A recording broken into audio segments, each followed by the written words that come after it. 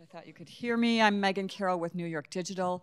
I worked with our presenters tonight to pull together a rockstar program of human-centric lighting. But first, I'd like to thank our sponsors for giving us their money to help us put this program together. So thank you, IES Event and Educational Sponsors. If you're in the room, take a bow. Next, we're going to go to the program, which is entitled Human-Centric Lighting. Let's go to the next slide. Thank you, Mariana. And human-centric lighting, what is it? What is this animal?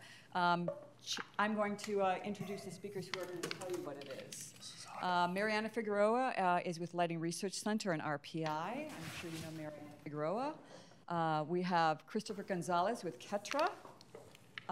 We have Brent Protzman with Lutron, David Ciccarelli with Acuity Brands, and Chad Grosshart with Atelier 10. I do have lots of pages here of their bios, but we're not going to go there because it would be a little lengthy.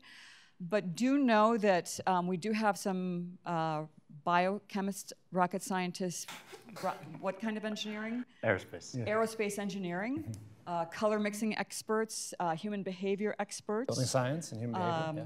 We have a practitioner, a well-building devotee, and an academic. The idea tonight was to have a conversation about what is human-centric lighting. Can we define it? Can we grasp it? How do we do it? What is it? So we're having a conversation. Chad's going to be the moderator. We've got some questions. We want to hear from the audience. Don't be shy. You never disappoint me. I think that's it. Is there anything else? Did I forget anything? Chad Grosshart. Oh, welcome. Thanks very much, guys. Just really quickly, I'm a lighting designer, and I have been interested in circadian lighting just in the last few years. I don't have the kind of background that some of these folks do, but I think I'm here a little bit to be a gadfly and sort of ask difficult questions as someone who's had to use the well building system, who's had to use other systems and talked to clients about what their needs might be or how we might approach this idea of healthier lighting or human-centric lighting. So please give these guys your attention, and we'll have lots of time for questions afterward. I've got a list of hopefully thought-provoking questions, but we'll take questions from you guys as well. Thanks. Mariana? Sure. I'm going to pop up for another minute. So what we're going to do is hear some science and some research. And then Chad will be the interviewer asking questions. Ketra will talk to us about some applications and case studies. We'll use your experiences, as will Brent with Lutron and David. Because what Mariana learns in her research has to be executed somewhere in the industry. And that's up to these three to develop the products, the luminaires, the services that then Chad, as a lighting practitioner, has to work with. So we wanted to try to represent all stakeholders in that value chain. I won't do that again. Thanks. Okay. All right, can you hear me? Yeah. Okay. All right. I got like a bunch of slides in 10 minutes or 8 minutes or something. So I'm going to go quick, but then it's just teasers so you guys can pay attention to it. So. Yeah, I feel like I'm blocking things here. Yeah. Forward like a foot. We can maybe. All right, so I'm going to start while they're moving. It's interesting because originally I had the presentation, I have this stuff on the circadian rhythms, which is I work more closely with it, and then Megan asked me, well, what is human-centric lighting? So I just looked on the web, so what are people saying human-centric lighting is? And obviously Lighting Europe, I think, is the one that has the most sort of comprehensive definition, which is a really group of manufacturers, and it's quoted from them. It's lighting designed to benefit human health and well-being. Okay, and then there's a bunch of manufacturers, which I could have 20 slides on it, all different, sort of same theme. What is? So my take on it, which we can talk about it, is really a lot of people, because the area of circadian rhythms, health and well-being became more known in the area. I think a lot of people added that dementia and say, well, now we got to do human-centric lighting means we got to think about lighting as more than just vision. and how lighting impacts the non-visual, the health, the well-being, and the mood. So I think that that's what the concept is. Unfortunately, a lot of times the manufacturers ended up making that just human-centric, meaning dynamic lighting systems, which doesn't necessarily need to be, and we'll cover that, I think, in the discussion. So this is, to me, what I think human-centric lighting is. I mean, the way I see it, it's really looking at visual system, which, you know, we've been doing that for a long time. With the IES handbook, most of it is really based on how we see. It's visibility, okay? But you do have, I think, the culture, the experience, and the expectations, and that's what lighting designers are good at. Because just giving me 500 lux or 50-foot candles on the work plane just doesn't cut it. Okay, you can see very well, but you don't have the aesthetics associated with it. And then there's this novel area with the non-visual systems, which really now we're splitting it into more than one. We have the phase shifting entrainment, which is maintaining your biological clock linked to the solar day, but you also have light as a cup of coffee. And we're learning that the lighting characteristics are different, and the timing in which you want these two things is also different, okay? So that's what I'm gonna sort of cover a little bit about. So in terms of visibility, like I said, we know very well there's models of relative visual performance. You know visual size, you know luminance contrast, you know retinal illuminance. You can calculate what your relative visual performance is. And I can tell you, if you follow IES recommendations, you're going to be at the plateau of all these curves, and everybody will see well in the environment. So keep following the IES recommendations, because people will be able to see in the space. Now, obviously, like I said, you as lighting designers, you care more than just being able to see in the space. You care about the appearance and the brightness perceptions. We are vertical species. We're looking at vertical, and we joke at the lab, we say it's light the wall, hide the sources, right, Burr? We've heard that before. And the truth is, it is. When you have vertical surfaces, because we are vertical people and we're looking at brightness. And what's interesting about brightness, you can start looking at spectrum. And for the same amount of lux levels at the eye, if you have a cooler light source, it's going to appear brighter than if you have a warmer color light source, just because of how your visual system works. And then obviously you have, for you to be able to see, you got to control glare, reflections, shadows, uniformity. So all these things are part of the design. Okay, so that's sort of, again, reinforcing how you can see and see well in the space. Then you have the culture and the experiences. To me, that's one of the hardest part, because I think there's a lot of psychology involved in that, and I don't think we understand how light affects our emotions, but it does. Okay, I don't think anybody can say that you get in a space, you have nice light, and you're like, wow, okay, there's something about it that it's nice. Blue sky, we love blue sky. Bright, crisp day, it's amazing, and you don't know why. So there is some emotional aspect that we don't understand. And lighting can also send a message. If I'm gonna have my newborn baby in an ICU, I probably would be much more comfortable in this NICU than this one, even if that one would have 10 times better care. But it's just the environment. It does send a message that you care. And I know that probably intuitively you play with that a lot. And then there's the biophilia hypothesis, which is we all want to have some contact with nature. We all want windows. We all know that daylighting, you know, it's very valuable, and everybody wants to have that. And then you have the non-visual systems. And within the non-visual system, obviously, you have the phase shifting of the entrainment, which is entraining your biological clock to the local time on Earth and to exactly 24 hours. Okay, so you need to know not just spectrum and amount. And that's really where I get agonized, because human-centric lighting became spectrum and amount for circadian. And it's not just that. You have timing, you have duration, and you have distribution. And you need light to maintain your clock entrained and running with 24 rather than 24.2 hours, okay?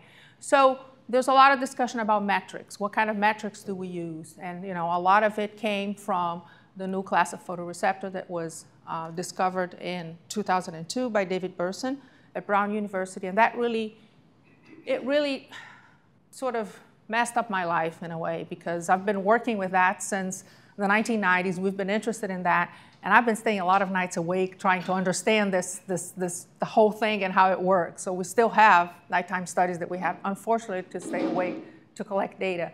But from all the studies that have been done, we know that it's not just the IPRGCs or the melanopsin. The rods and cones provide input to that IPRGC, which then provide input to the biological clock in the brain. So there's a lot of confusion about what melanopsin is and what IPRGCs are. Melanopsin is the photopigment that gives the IPRGCs its photosensitivity. The IPRGCs respond to light directly, okay? So the studies that have been done where they remove melanopsin, but they keep the IPRGC in place, in these studies, you still have response by the biological clock. Now, if you take away the IPRGCs, you have no response. So it's not really melanopsin, it's the IPRGCs that are needed to transduce that signal from the retina to the biological clock.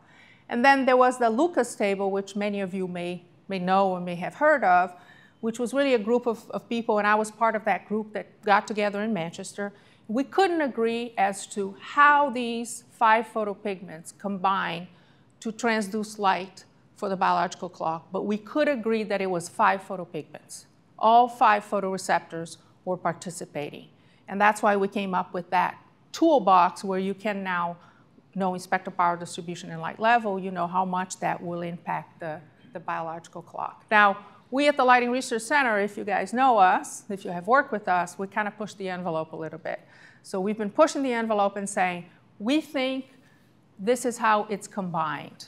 So we now talk about a response by the circadian system, which we call circadian stimulus, which is equivalent to acute melatonin suppression, which is a hormone you produce at night, and light suppresses melatonin. So it's a way to measure the effectiveness of a light in one outcome of the biological clock. So what we've been using is the circadian stimulus of 0.3, which is around right here, which means that you would suppress your melatonin by about 30%, which is halfway of how much you can impact, which goes from below 0.1 to about 0.7. So if you have light levels about 1,000 lux, you're at saturation. Changing spectrum won't matter.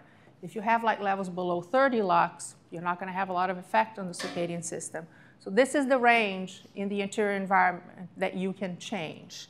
And spectrum has a little bit of an effect, but it's not as great as the impact of light level, okay? So we did some calculations, and if you use 3,000 K light sources or 5,000 K light sources, 0 light sources out of 12 that we used meet that criteria of circadian stimulus of 0.3. So if you go from 3 to 5,000 K, 2 meet. Now, if you're within 3,000 K, if you go from 300 lux horizontal to 500 lux horizontal, you jump to 9. So you can make a much greater difference at impacting your circadian system by increasing light levels than by changing spectrum from 3,000 to 5,000. So if you don't want to use 5,000 K, you don't have to. You would have to use a little bit more energy, but it might be worth it because you have a better environment. Timing is very important. Morning light helps you go to bed earlier. Evening light delays the time of your sleep. We're diurnal species. We need higher amounts of light during the day, especially in the morning. But every photon counts, okay? Every light that you're getting throughout the day makes a difference. Duration matters too, but the effect is greater in the first 2 or 3 hours of the exposure. First couple of hours when you have the maximum effect, and then it saturates a little bit, okay? So if you have to do energy, for example, for entrainment, plan on 2 hours in the morning, say, as a way to maintain entrainment, and then you can reduce the light levels. Distribution matters, okay? Our eyelids, it's kind of a shade, and I'm looking at you guys now with those recessed downlights, everybody's on a shade. So you need to think about distribution and how you increase the amount of light at the eye. So we did some calculations on distribution, and I'm just going to summarize what we found from these studies. Except for one 2x4 troffer with a 5,000 K source, 300 lux horizontal will not get you to the CS of 0.3, which is our metric, okay? You need to have a 500 lux on the work plane. If you have 500 lux on the work plane, it doesn't matter what CCT you're using. You'll get there with most of the fixtures, as long as you get a higher horizontal to vertical ratio. That is what you need to think about as a designer. How do you do the lighting distribution to increase the amount of light coming at the eye with respect to what you get on the horizontal surface? Now, we've done field work, and we're showing that lighting matters. This is a study we did with General Service Administration daytime light exposure matters. It helps people sleep better at night, reduce depressive symptoms, and reduce sleep disturbances. We're also showing with Alzheimer's disease patients, this is a work we're following them for 6 months. This is over the course of 6 months, and you see that continuously, you see that CS of 0.3 is continuously decreasing sleep disturbances, decreasing depressive symptoms, and decreasing agitation behavior. We're also showing that for alertness, or for that cup of coffee, doesn't have to be blue. We're showing that red, saturated red colors, give them in the middle of the afternoon for the post-lunch dip, we're seeing a significant decrease in sleepiness by giving them that red light. And this was built and placed near your computer screen. It doesn't have to necessarily come from the ceiling. That's the other thing to think about. All right, so the key points, amount, timing, duration, and distribution must be included in any design, okay? Human-centric lighting is not just circadian lighting, and it's not just tunable light, okay? We don't know it all, but we are seeing some positive results of that circadian stimulus of 0.3 in the field. And there are applications that I'm comfortable saying, do it now, because you can see benefits. Now, circadian entrainment is different than alertness. You can have a cup of coffee without necessarily having blue light. And there are times, like night shift workers, that becomes important. Thank you.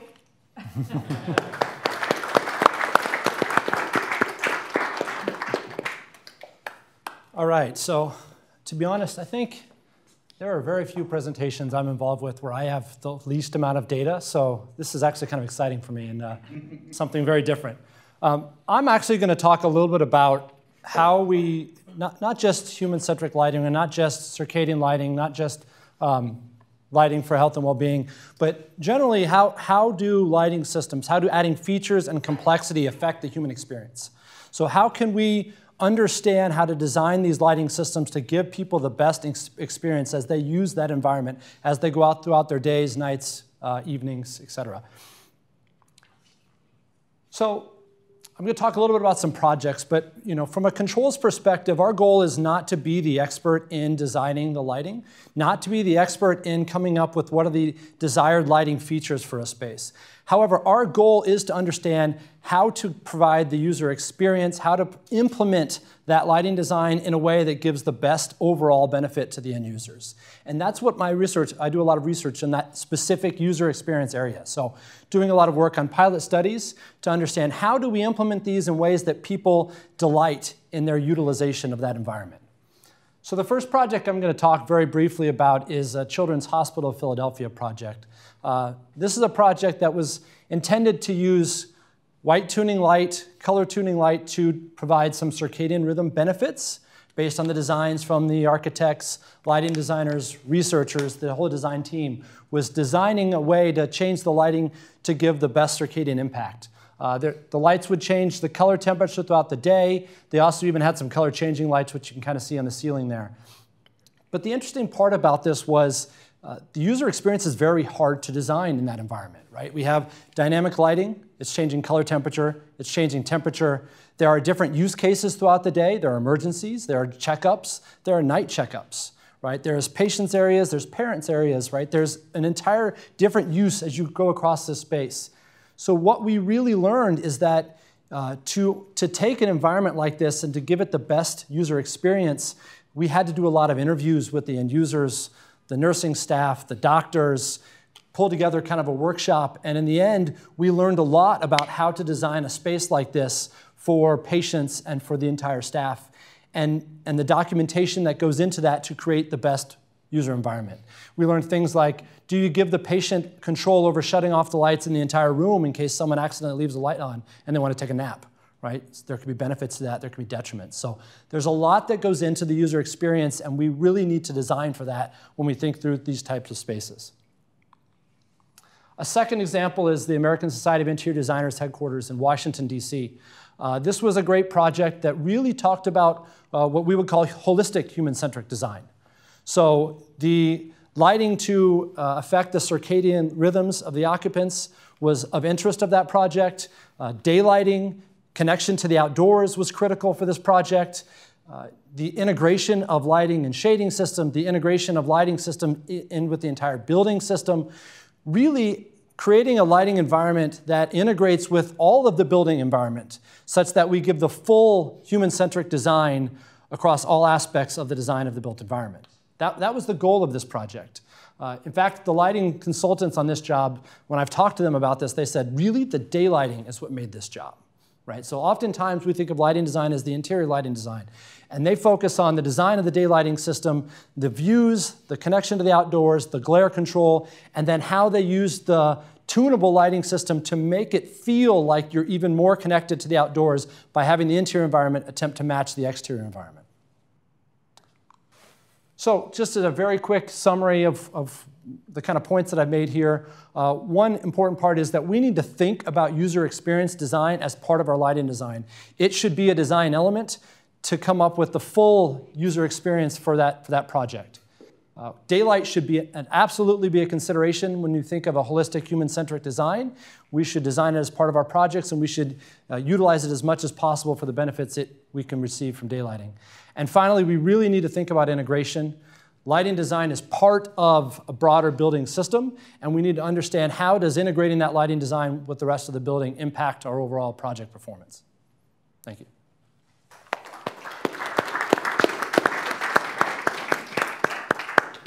Hello. So, in my line of business, if you're coming to me, you've probably already heard a little bit about this research. You have an interest in it. It's something that you want to do. So, my first approach then is to sort of target what the challenge is, the existing challenges, and how you accomplish this. One thing that's very rarely considered is just the simple degradation of LEDs. It's inherent to an LED that over the lifetime, they dim, they age, and you can't really predict how they're going to do that. So here's a great case study with Bjarke Ingels Group. Their original office here in Manhattan was just not far from here, and since then they've moved to Dumbo. But from the day they moved in, picture on the left, great photo, all lights full bright, to the day they moved out, you can see there's inconsistencies. Now imagine if you're trying to target something like the WELL building standard, where you have to get recertified after a certain amount of time. And you spend a lot of time, a lot of research, a lot of money into getting the certification. But then you go to get recertified, and you no longer can, just because of the simple degradation of the products themselves. And then another challenge is just the concept of quality. There's so many ways you can go about achieving circadian lighting or a human-centric design. You can start with tunable white, or you can go into tunable spectrum. And so some of these clients that we've worked with in the past, for instance, Squarespace, they want to target a high level of quality. And whether the reason to begin with was that they heard about the research and they wanted their employees to be more productive, and then how the story evolved to the end changed to maybe their lobby, they just wanted the green wall to be lit really well.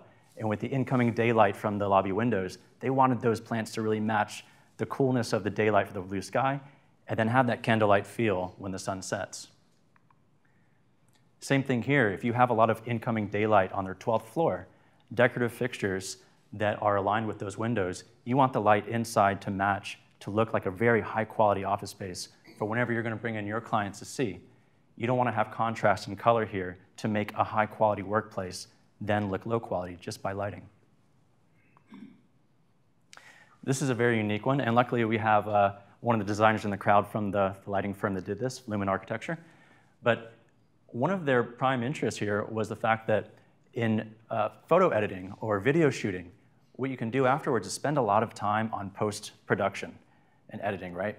Well, Vice Media is a company that if you ever watch their regular cable production, in between shows, sometimes they have some free time. And what they'll do is they'll take a camera, they'll stroll through the office, and they'll do a quick 30-second, 2-minute segment. Now, if they're going to do that, and even if they do that live, they don't have the time or resources to go in and do post-production editing. So what if your lighting in the space can then color match the daylight, and you no longer have to worry about that detail? That's very powerful.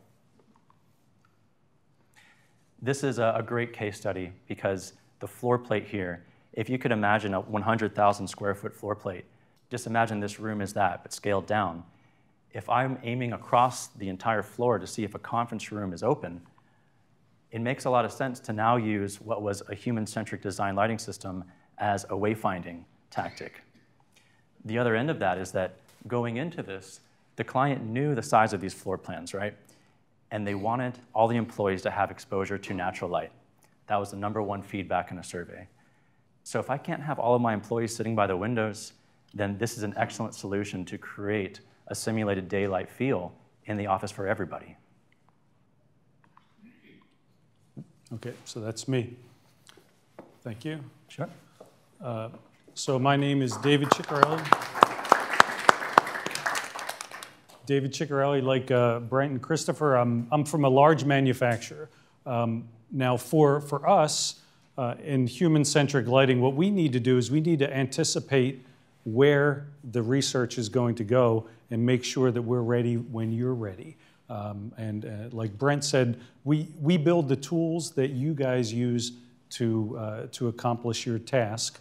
And so I put this up here in jest, but I've seen this before where the circadian design is left to the very end, and they put in tunable white, and then they say, please make it circadian. And we all know that that's not really adequate. And you shouldn't leave it to the end, and just doing tunable white is not enough. And that's very clear. The next slide, I was debating doing this. Now, the point here is we're placing bets on where the future is going to go. So Mariana is one of several researchers in the field, and we respect her work very well and follow it, but there's some others. And so for us, it's much like placing bets. And so I put here, if we place our bets on red and black, you know the odds in Vegas, we're going to not have a return. We need to figure out where this is going so we can invest. And in my presentation, I'll take you through and show you some of the challenges and how complex this can get. And of course, it may come up with not red or black.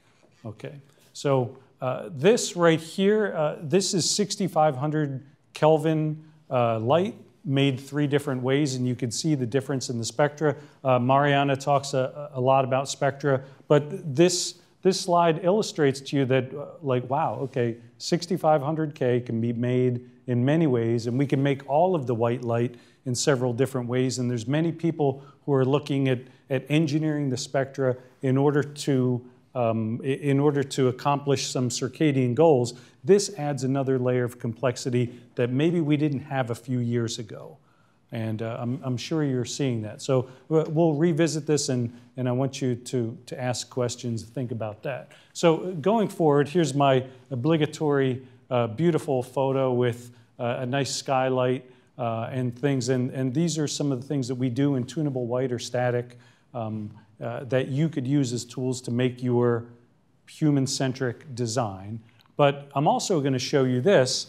This is, and I'm seeing more and more of these. This is a shot from under construction, a retirement home, memory care unit, where they put in tunable white in the entire facility because they've heard about human-centric lighting. They've heard about circadian. They say, we want to do this. And so what can we do? Now, here's another shot here, the corridors with dimming schedules and different color temperatures and stuff like that. There's a lot more of these projects out there than there are of Class A office space. And so this is important. It's starting to be embraced at all levels, and that's what we have to figure out is what level. They're not going to be able to afford very expensive fixtures in this space, but they still may want some circadian, even if it's just for the passage of day and for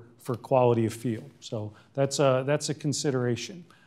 Here's another shot. I mean, it's horrendously ugly, I think, as a design, but there's a lot of these out there.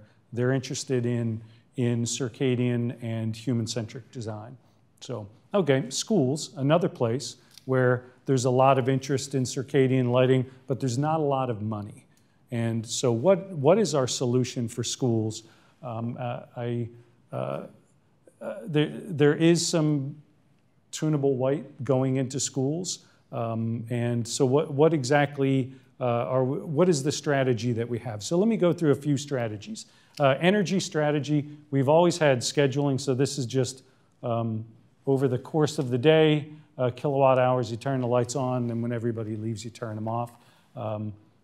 You can do occupancy where there's some times in the day where there's nobody there, and you bring the light level down automatically. And then there's daylight harvesting, where maybe there's a dip in the lighting, the electric lighting, when there's sunlight. So quite frankly, this is hard enough in some instances.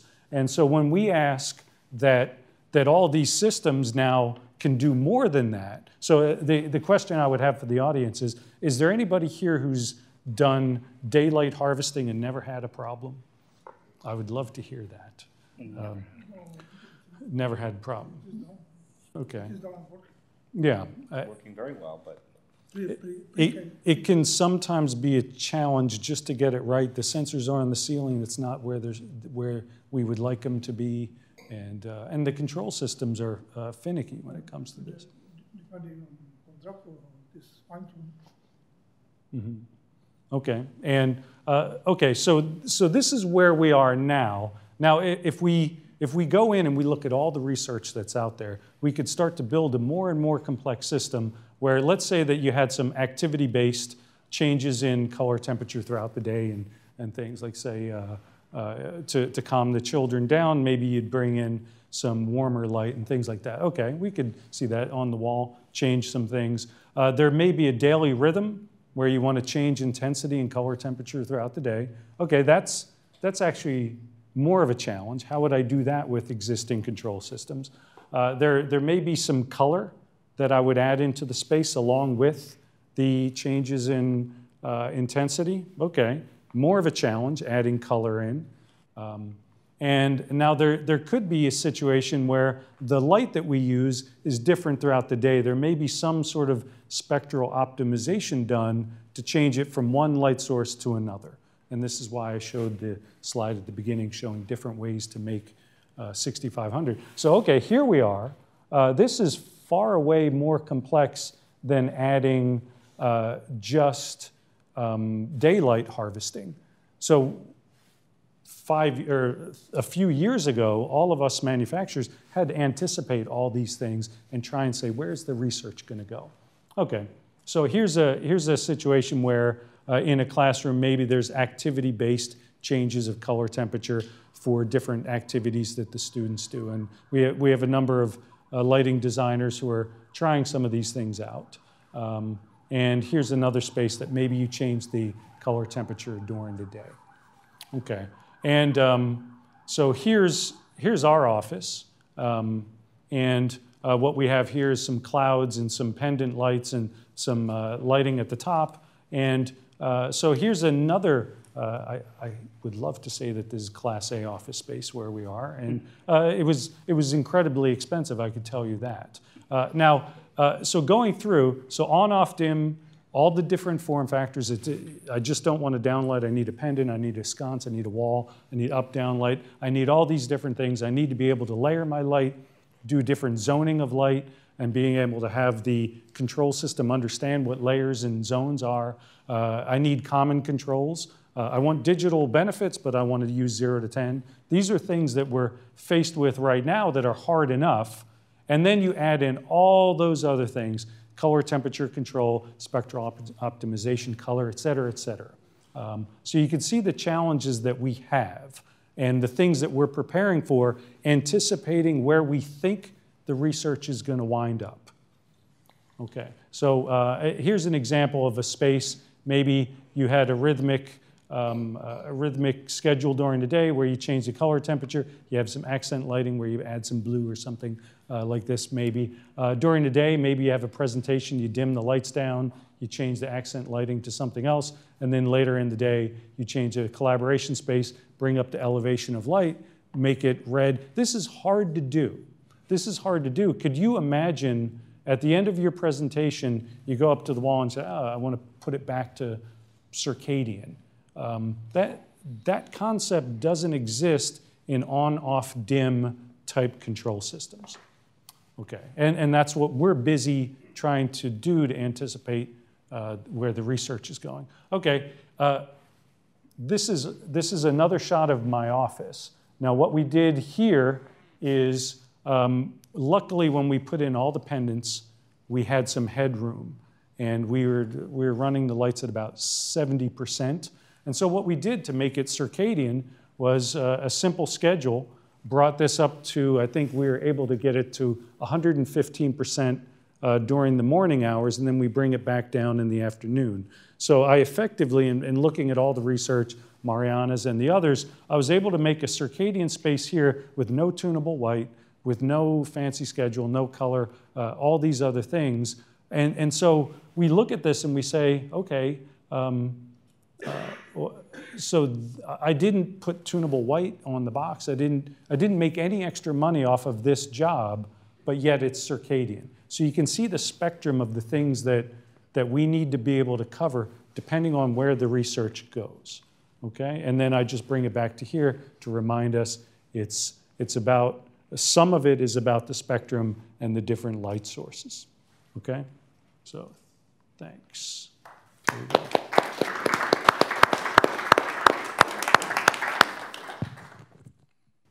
Well, thanks very much. And I think we've really, yeah, we can probably come out in front, guys. Yeah. This is the part where we've learned sort of the science and some of the application, but as designers, I think it's important to kind of ask what our clients are asking of us. I know on my end, we get requests from everything from, can we be well certified and can you help us do that, to high-end residential that says, I want healthy lighting, whatever that might feel like to that person, or in many cases, they're looking to us as a lighting designer to help them figure out how to make the lighting in their apartment or smaller space healthy or human-centric. So I guess I have a question for all the folks down the line, maybe without Mariana, but what kind of goals are the people coming to you for? I mean, you showed us some of the answers and some of the approaches, but it's not just about getting people to sleep better at night and getting a human-centric lighting that relates directly to circadian. Mm-hmm. What other goals are people after and reaching to you for? So let me start off with a really short one. We had a customer the other day who was doing a steel mill, and they were learning a little bit about circadian lighting and things like that. And for some reason, they had switched over to 5,000 K, a lot of light in the steel mill.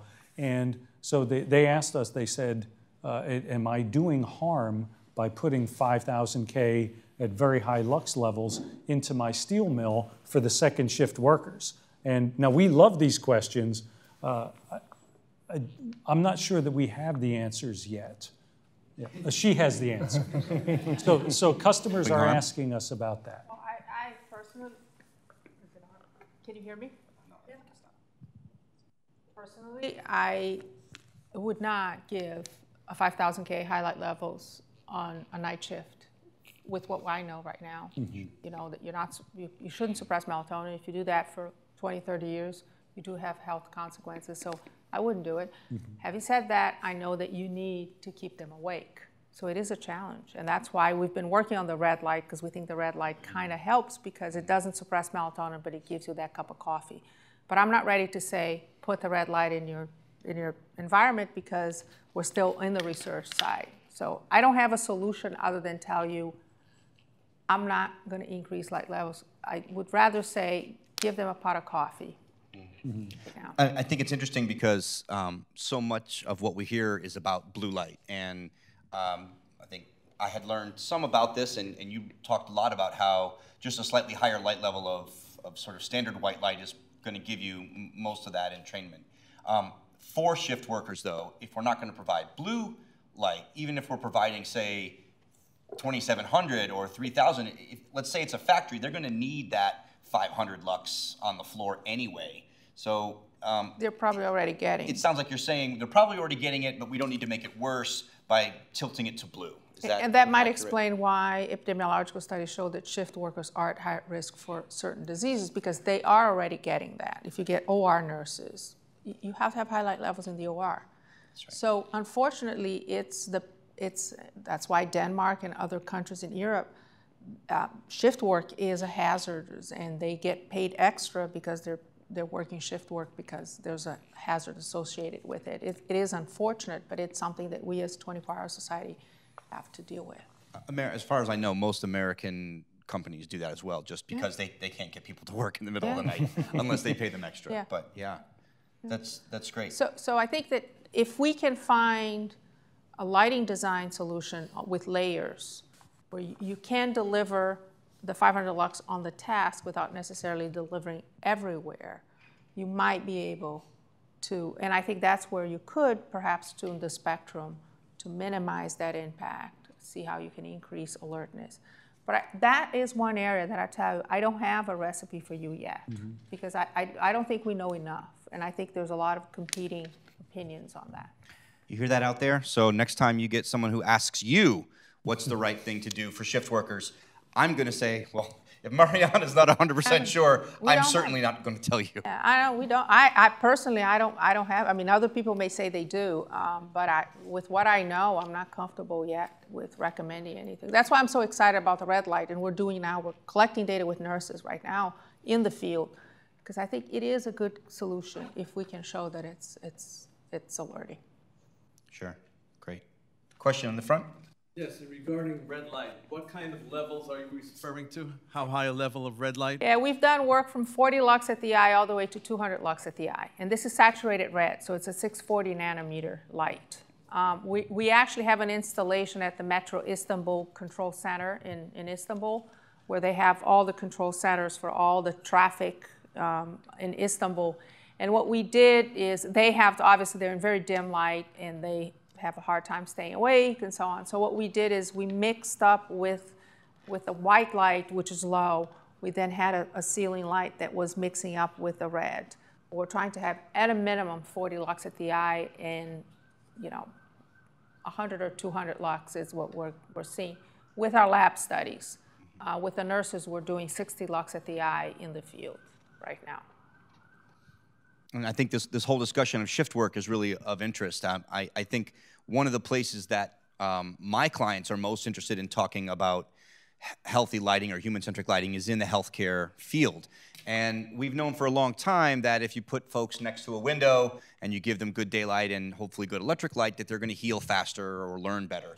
But what about all that population that works there? You've got shift workers and nurses who might be working overnights for the next 6 months. That's their schedule. And then you might have a few that are just there covering shift for 2 or 3 days. And so I think the deeper question here is not just how to treat the patients, but then also in some of the more complex, and I think healthcare is probably one of the most complex, how do we help also support the needs of the staff who have very different schedules and very different sort of tasks that they're going for. Yeah.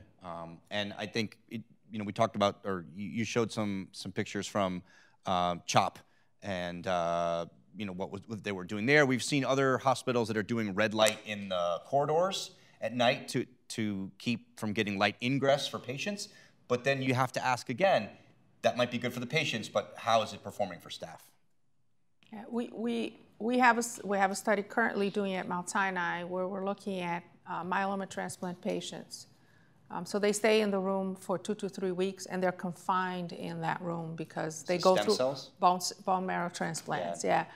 And we're giving 7 to 10 a.m. in the morning this high circadian stimulus, 3000 K light. It's not dynamic, or it's a 3000 K that we just have higher light levels, and then we drop it down during the day. And we are seeing reduction in depression. We're seeing maintaining sleep. We're not seeing an improvement in sleep, but it's maintaining. The control group's getting worse in sleep, and we're maintaining the sleep with the group. And the nurses come in the room, and they love it because it's indirect lighting. It's higher amounts, so they can see better. There's benefit on that. But I agree with you that you have patients that are very sick. You have patients that are not as sick. You have family members. You have day shift nurses, you have night shift nurses, so it is definitely a very complex environment. And one of the things that I keep telling people, and I'm asking the manufacturers, is you notice that everybody talked about light coming from the ceiling. We have to start thinking about layers of light, and we have to start thinking about task light or plugins or things that are closer to the people. and doing those layers, you're not going to get everything you need to get just coming from the ceiling. And I think that's really where we have to change our mindset, because as manufacturers and as designers, we think about these things coming from up the ceiling. Yeah, I can certainly say on I worked on a co-working space, and we had a tunable lighting system that was designed by the rep and the architect, and they realized that they were headed toward a well certification assessment, and they said, can you come in and just sort of test it and make sure that we're going to make it? And we weren't sure that we were going to be able to. We did some calcs, but the correction factors for the EML are not particularly accurate. And so what we ended up realizing is that they were falling a bit short, but the easiest thing was 3000K glowing little task light from IKEA. Because if you all remember the inverse square law, I mean, if your eye is only half a meter from this glowing source, it's going to have a huge impact on you. Now, certainly we don't want it to be brighter than your screen, and we need to understand sort of the balance and brightness, but this idea of a small glowing piece, and we see that with, there's a couple of manufacturers that are claiming to make sort of healthy lighting, and they almost all offer that glowing sort of piece that sits on your desk not too far from your eye. It's a really powerful tool, yeah. I was curious if there's documentation on the impact of the screen, or the amount of screen time people get on tablets and phones focused on. Yeah. Yeah. Repeat the question. Oh, so the question was, how much of an impact do you get from your screen? Do we have a way to measure it? Do we count it towards CS or EML or whatever we're talking about? And I think Mariana's going to tell you yes. Yeah, it's interesting. When I first started giving these talks, that was always a question. And I said, what the heck, let's collect data. Yeah, but at least you have data. So we did TVs, we did iPads, we did computer screens, and we actually did iPads with night shift. Who uses night shift here? All right. Do you do it full brightness or low brightness? Good, because if you use it in the full brightness, you still suppress melatonin. That's what we show. But in my view, if you put it in lowest brightness, the most warm one, I can't see anything on the screen, so turn it off and go to bed. That's my recommendation, because it's impossible to see it. Yes. But what we showed was TVs are not a problem because they're inverse square law, they're far away. Even though they look bright, they didn't suppress any melatonin. Your tablets do suppress melatonin. It's very close to your eyes, okay? And they do have, some of the tablets can have 60, 80, 100 lux at the eye, and they are cooler color temperature, so they are effective. Now, depending on the task you're doing, it changes. So if you reverse the polarity, you do the night shift where you have the black background with the white screen, it's less light. So that's just a trick that it's easier. And computer screens obviously varies a lot, but the Big Macs and so on obviously have enough light to suppress your melatonin. And one of the things we showed is an hour for the iPads wasn't as much of a problem as it is 2 or 3 hours. So duration matters too. So it's not just the... Yeah, related to that, we're getting a lot of requests for places where people sleep, right? Overnight, hospitals, or even some residences or healthy living places. They use either a second lighting layer or very deep amber lighting at a very low level at night, right? Kind of automatically triggered for people to be able to use the restroom and minimize as much as they can, the ability to wake them up in the middle of the night. So there's certainly a night aspect to that can be designed into the lighting system. It's light and dark that we need. Yeah. So we need to think about light as much as we think about dark or vice versa. Question up front. So I have two questions for Mariana. First is about the angle.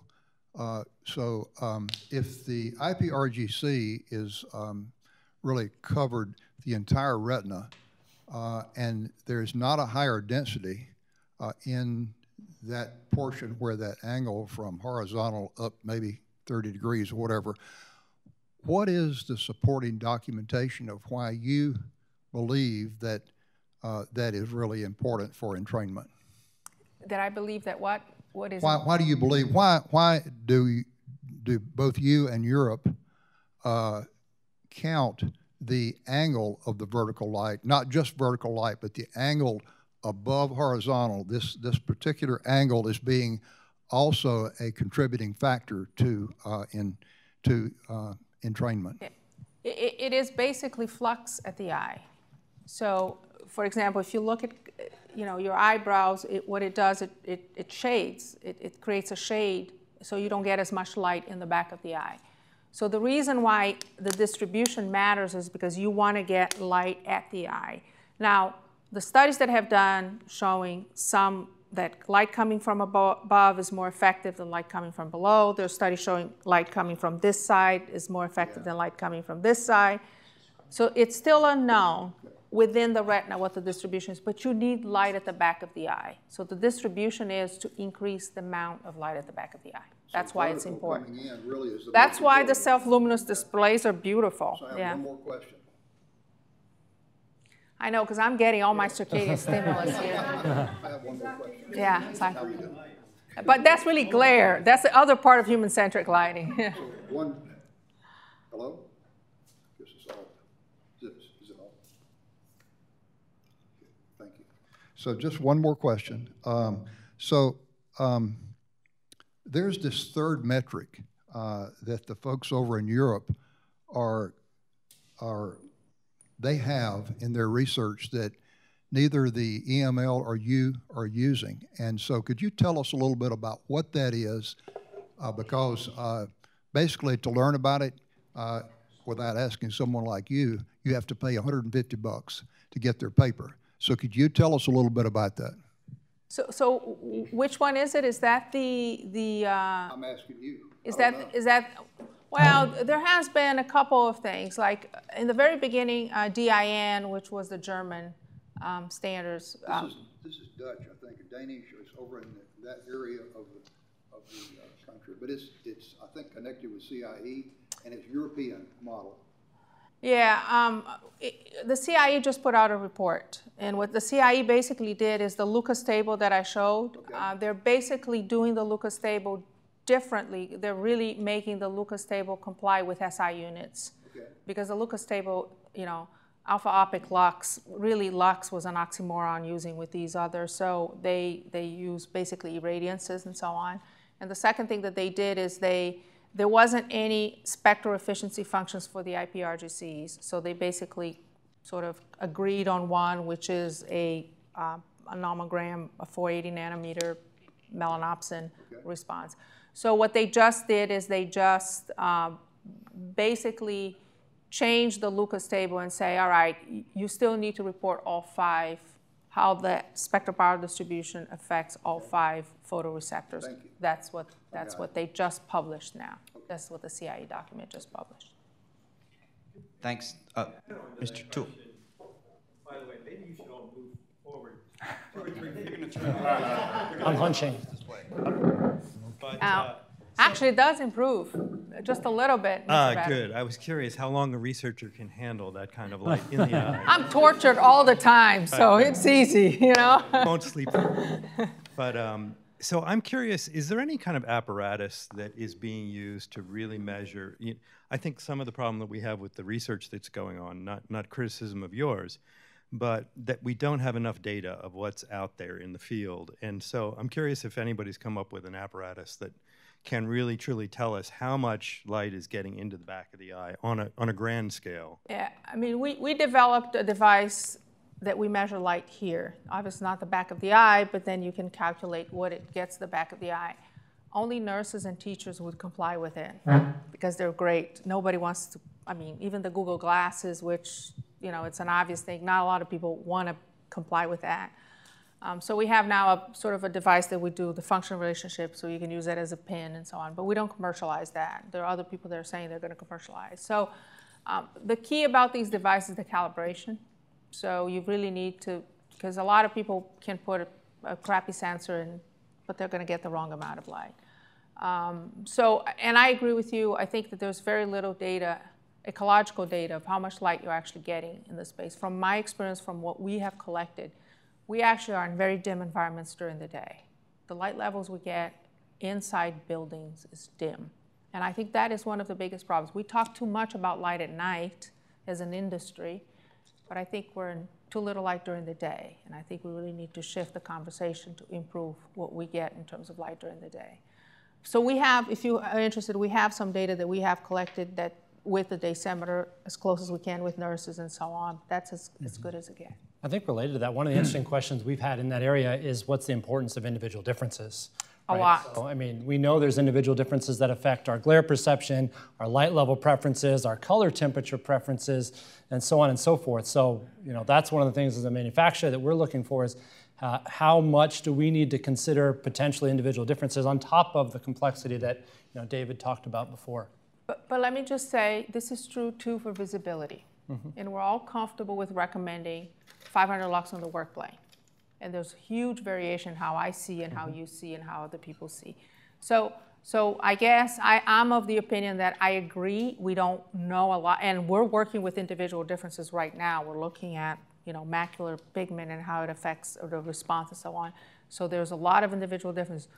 But what I urge you is don't wait until we get all the answers, because you get applications like cancer patients that are staying in the hospital for 2 weeks, or senior facilities where people are in that environment, in that space 24 hours a day. There's a possibility to improve the built environment right now with what we know. And I think as we learn more, we can change that. So I'll shut up. I'd like to just see if we've got questions for some of the manufacturers that are actually providing some of these materials that are kind of driving their work in the marketplace. Did you have a question?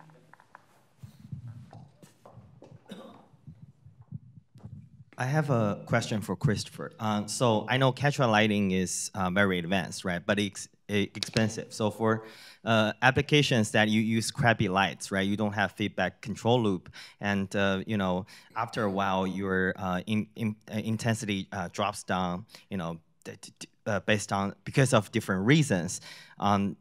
From an industry perspective, do you think there is any way to solve this problem? Like you apply some software or hardware to make them to be able to adjust their lumen output based on, you know, their degradation or something like that. And also have one question for Mariana.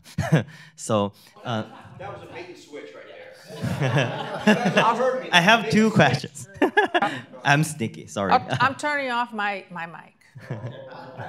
I will ask one question for now, yeah. Yeah, it's a great question. And like you said, it comes with a price, the technology that you pay to correct that. I am aware of other technologies out there, especially with our new parent company, that has an ability to sort of control degradation such that the lights are dimmed from the beginning. And that way, over the course of the lifetime, you never really notice or perceive a change in output loss, right? So, but even so, if you do that, that still, I would imagine, is another cost adder. And so when you go down to the basic light bulb, that there's no form of technology involved or no form of control, it's a challenge that can't be overcome. You have to then be inventive and apply some sort of technology to overcome that. And I would make one other comment on that is, right, it's what level of accuracy are you looking for on the project, right? It's not just on light level degradation or color accuracy, and so there's some applications that absolutely you want that level of accuracy, and there's some applications that maybe that's not as critical. So think of the application and what the needs are and come up with a solution that fits that. We'll get to the question, but I think it's important as we're talking about human-centric lighting that it's not just about circadian doses. It's about low glare. It's about views and access to natural light. It's about a connection to nature and all of these other pieces that that come with treating us like we want to be treated. You know, treating our bodies in the way that they deserve. From a manufacturer's controls and sort of source standpoint, outside of just creating these sort of circadian waves for clients, what other things do you see sort of, hopefully, this relatively new sort of spark of interest in healthy lighting, human-centric lighting? What other sort of aspects of your work are you seeing that feeds into that healthy piece, not just the circadian piece? I'll start. So I'll start. So certainly the daylighting, the renewed interest in daylighting has been something that's exciting for us, right? So, you know, we talk a lot about circadian lighting. We talk a lot about lighting that is essentially mimicking daylight, at least in color temperature. And so, you know, why don't we go back and use daylight, right? If there's benefits to that, There's certainly going to be benefits to daylighting and maximizing the daylighting design, using daylighting solutions that make sure that we get enough daylight without having glare, but maintaining your access to views to the outdoors, designing buildings around daylight. So we get a lot more of that now with the renewed interest. Great. So on that, for us, what we're seeing is so IoT, which is a strange thing to me, and IoT and lighting are starting to come together a bit out of convenience because of where it's located. But when we look at IoT and lighting and human-centric design, we do see some opportunities there in order to improve our sensors and do stuff with that information. And we kind of know that pretty far down the road, there's going to be, we talked about individual differences and being able to have a light meter or something. We know that there's going to be some individual tailoring that's going to need to be done with the lighting, and we need that pipe to the lights and out possibly to a processor that's going to modify that. So this is what's interesting to me. Now that's a pretty long-range look, but we like hearing about that. I got a really exciting, actually recent application, and credit to Burr Rutledge in the crowd and Kugler Ning with this opportunity, because this is one that was unique in the sense that they wanted to use circadian lighting at 30 Rockefeller Center. But the interest came from the amount of money it would cost to renovate the murals in the space, which is budgeted, I think, somewhere around $2 million. And even if they did this, there was a huge risk to degrade the murals, to damage them. And so once we did a mock-up and we actually saw, comparative natural lighting with daylight and natural lighting with LEDs, I heard the words come out of the ownership's team that says, this is a no-brainer. And why would we spend $2 million? This, what we perceived as a high cost of a lighting system is now saving our rear ends tremendously. And it was, for me as a manufacturer, so rewarding to see that sort of outcome and to be a part of an iconic solution like this. So wonderful thing, and thank you, Burr. We'll see what happens. Yeah. But these new tools are powerful, and it's not just about circadian, but it can really transform the tools we have. And to that point, I would raise another issue, and that is you've concentrated on the photopic, but we haven't touched the scotopic. And I had a long conversation with Mark Ray, and I said, it seems ironic that we have SSL, solid-state lighting, that have given us 10 times the luminous efficacy of halogen and incandescent and twice maybe of fluorescent. We haven't done anything about safety. And he said, I wish you would look into what's happening on our roads. And having done so since, I've discovered that there are 40,000 fatalities every year on our roads. A large proportion are at night. About 30% are attributable to those that are drinking, and a little more than 30% to drugs, and about 10% to distraction. And Mark and I were talking about what could possibly be done human-centrically to improve the safety of our highways. And one of them, he felt, was vertical lighting. The other one might also be color quality. Now, Mariana mentioned that you get a little bit better reception the cooler the light level. We really realized we lived with monochromatic sodium for many years, justifying it because you could see it through fog. I think the fog was in their brains. You can't see anything better under monochromatic sodium. You can't even see it out of photopic sodium. So I would wonder, as human-centric investigators, what could we do to mitigate some of these dangers in the scotopic area when it comes to lighting? There's been great improvements to automated vehicles, self-driving cars. outside of human-centric lighting, you know, But you know, one thing about self-driving, can I turn my mic on? The thing about self-driving, which is interesting, is, you know, we've been talking about that, is you lose that connection with a pedestrian too, right? Because you're going to go through a crosswalk, the driver says go, right, and waves. You don't have that anymore, right, if you have self-driving cars. Or honks. So the question is, can you do that with lighting? Is there an opportunity there to give that information with lighting in self-driving cars, for example? Okay, sure. So those are things that I think there's so many new things that's why I keep saying we have to stop thinking about ceiling lights only. We really need to start branching out. Like we've been working on police cars and warning beacons, and how do you develop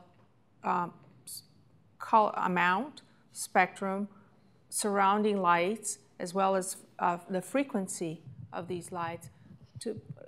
Who here goes completely blind when there's a police car with the lights on? Yep. Everybody. You'll hit so we're working on that to try to minimize, to try to figure out how do you develop these kinds of lights. So I think. What about road work, right? And it's another place when you're driving through road work, you can't see a thing. That's right? exactly right. Road work, like so. There's so many opportunities, and I think the technology now is here.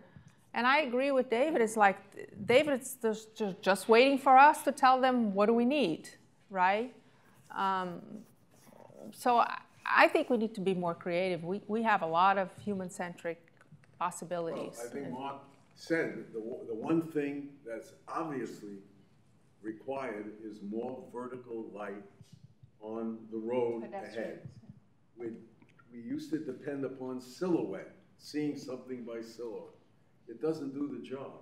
And headlights, well, they don't turn when the car turns, and you don't always get the right focus. I don't know how many people have ever had their headlights straightened out, but you drive with them for years and never check on whether they're going in the... Or they get very cloudy and they don't get fixed. Right. Yeah. The older cars. Just as to address the question that's being asked about how do you improve visibility, how do you get better vertical light? Several years ago, the team at Rensselaer Partnership did the lighting for the Bay Bridge in Oakland, between Oakland and San Francisco. One of the innovations that they introduced, it was so wide, that bridge, that they could put lights and instead of aiming them down at the road, aim them at the back of the car in front of you. So the light's actually coming over your head and not coming in your face at all. So it's lighting the back of all the cars in front of you in your direction of travel. And at the time it was all done under metal halide, and I believe it's been installed now with LEDs with the technology improvements. But really simple way to shift, what are you looking at? How do you make it so you can see better? And they did it. You know, I got a chance to drive across it last year for the first time, and I was like, wow, you really can see everything in front of you. It's amazing. So it can be done, and that's one example. I'm sure there's others. Great. Let's go back to architectural, though, interiors. Dan? So, question, I guess, for the manufacturing side. To what degree are you in your conversation with users experiencing conflict between energy codes and the desire to increase the use of lighting for well-being? Yeah, absolutely. So what we look at this and we go through and we say, oh, well, we could elevate the light levels just like we did in our engineering center. We were over our wattage limits, I think, but it didn't matter. We're in Georgia, so nobody, and so nobody was coming in to look at it. Now, if we're to go in and get a waiver in every locality, right? Because we all know that it goes down to the local code, and there's different enforcement across the country. This is a big job, so we are running into that, and that just makes the lighting designer, the contractor, just say no, we're not going to do it, and that's an impediment for us, for sure. Yeah, sorry, go ahead. I'd be lying as well if I said it wasn't a challenge, because LEDs inherently are energy efficient. However, when you stack 16 of them together to make a tunable spectrum light source, you use a little bit more energy. So it doesn't happen all the time, but it will happen where design may sometimes have to be sacrificed in order to meet the code. Luckily, with the subject we're talking about, it's such an attractive thing to be in that you can take a little bit of light out sometimes, and you're willing to sacrifice here and there to get this overall experience of just a higher quality light and just a happier presence in a space. So, I mean, I think great points. There's actually a lot of energy codes as well that are product-based, right? So we talk about LPD, but there's standby power requirements, there's efficacy requirements, there's even, California has some Title 20 requirements around the color quality, right? And some of the DLC, Energy Star have color quality metrics as well. And as you add more features and capabilities to these products, things like multiple LEDs, things like sensors, things like wireless connectivity to create mesh networks and those things, all of those things add incredible value, but they all add power a little bit, but all those little bits are being pushed back by these organizations saying, man, you got to get the standby power down really low because there is a single static source out there that can do it. And they're not comparing apples to apples. And so it is a battle for us. Yeah. And we are looking, hopefully people like you in this audience are going back to those organizers and saying, these are valuable to us, features to us, and we think that you should give allowances for these types of capabilities. I can speak to that directly to say that I guess it was Greenbuild last year, I was, no, sorry, it was Leducation. I was sitting with Meg Smith from Philips, and she was talking about some of the benefits that they're studying on the healthcare side. And in the same room, we had some of the folks from the ASHRAE 90.1 lighting subcommittee that I spent a fair amount of time serving on, and we started to have this conversation about when will the codes start to look at the fact that lighting isn't just the lowest common denominator, just that the lowest wattage static source that you can get in a room, it should be the minimum of what you're allowed. And as we're starting to understand not just intensity, but also, for years, dimming ballasts cost us a few watts. And we would say, well, we can't use dimming everywhere because it hurts our LPDs. We're in the same position where I think there needs to be a shift, and it will come from designers saying, we want to use these sources on our projects, but ASHRAE or IECC won't let us because there's no way to say, yes, some of these fixtures might have a warm board and a cool board. You're never going to have them both at full, almost never have them both at full. So can we give some sort of an allowance? Can we build in some ways to give us as designers a little more flexibility, hopefully not to suddenly start using a lot more energy, but to measure them maybe in a more fair way that doesn't look at fully connected load, but what's most likely to be on at full. Yeah. Sure, right there. All right, so one of the questions you brought up earlier is with with well building standard, you need to be recertified. And earlier, Dave brought up a great point where he was talking about someone goes into a presentation mode and then they change the settings and they're not going to go and press circadian again. So my question for the manufacturers, and then a second question, follow-up for designers like you, is what are the manufacturers doing to make it more intuitive for the end user to make sure that circadian system, once it's designed and vetted, is actually continually used? And what do people like you, Chad, do when talking with customers to make sure they continue to use? Great question. You guys want to go? I'll take a stab at that. So when we were developing tunable light systems, we thought a lot about what goes on the wall. And I was very adamant that I did not want color temperature on the wall because nobody knows what that is or would know what. For dimming, you understand, brighter or dimmer. For color temperature, what would the proper setting be for the different situations? And so we would like that to be automated and happen automatically. Now with the research that Mariana is doing and the others, there might be some profiles that we could have during the day that we could preset. But this is a very difficult controls problem to solve because the controls were all designed on-off dim with some basic scheduling. And so what we're all doing, and I think what's happening nicely here among this group, is looking at that scheduling of the color along with the other parameters. So. Yeah, I'd say what we're doing is research and pilot demonstration projects, trying to be early, to get early adopters, and to test different sequences, to test different ways of putting the control system in, different automation, different overrides, different naming convention for the control systems, giving them access to certain control features and taking them away, and really building kind of a database of experience of this is really the best practice where what makes that space most intuitive when you're doing this set of features. And that's a big part of what my group does. So. We spent a lot of time into how this could best be perceived by the user when this specifically is what we specialize in. And so as an everyday use case, we marketed the claim of natural. So when you go up to your button, you see natural on it.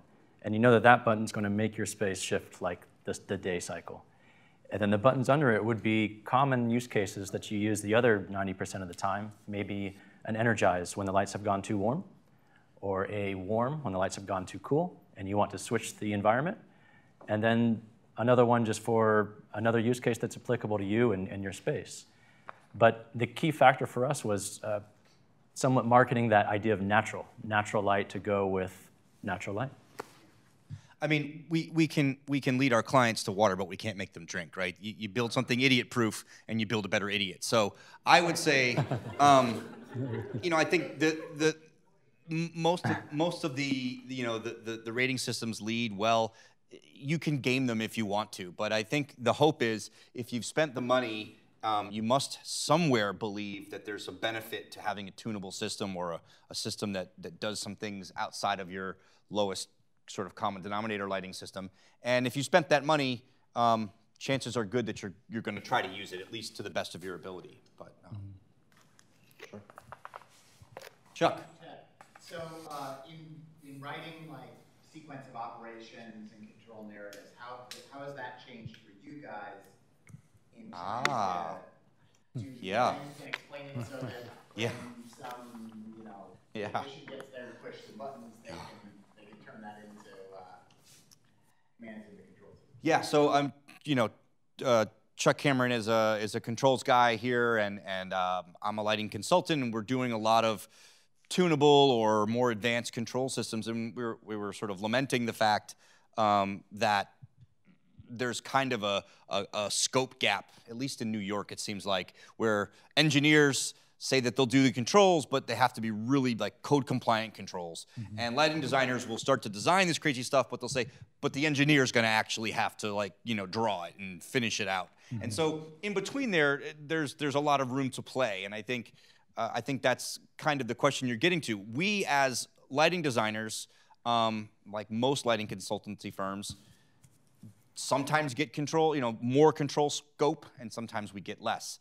But we always produce a sequence of operations that says, for a given space, these are the functionalities that have to be present. And so in the case of spaces that need tunable lighting or need to be able to have, we've done things with the Energizer button, where you get your standard sort of circadian rhythm, but if they want that blue pump, they can get a button and get that.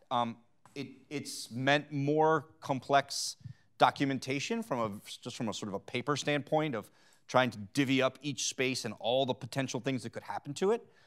But once you've actually done it, it's not that complex. I mean, once you know that you've got spectrum tunable lighting or color tunable corrected color temperature lighting available, you can talk about it, but you do need to spend a lot of time then programming out and either owning that programming or working with, making sure that the documentation about the lighting control system includes programming days and includes, time on site for both you and that vendor so that you can get it right.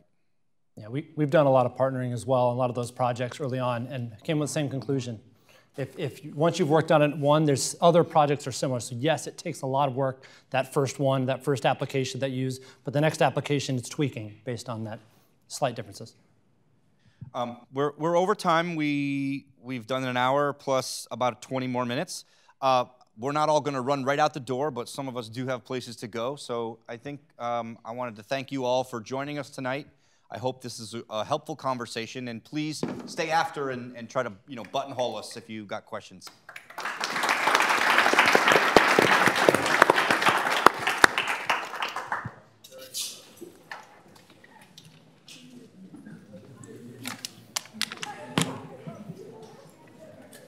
One of these yours?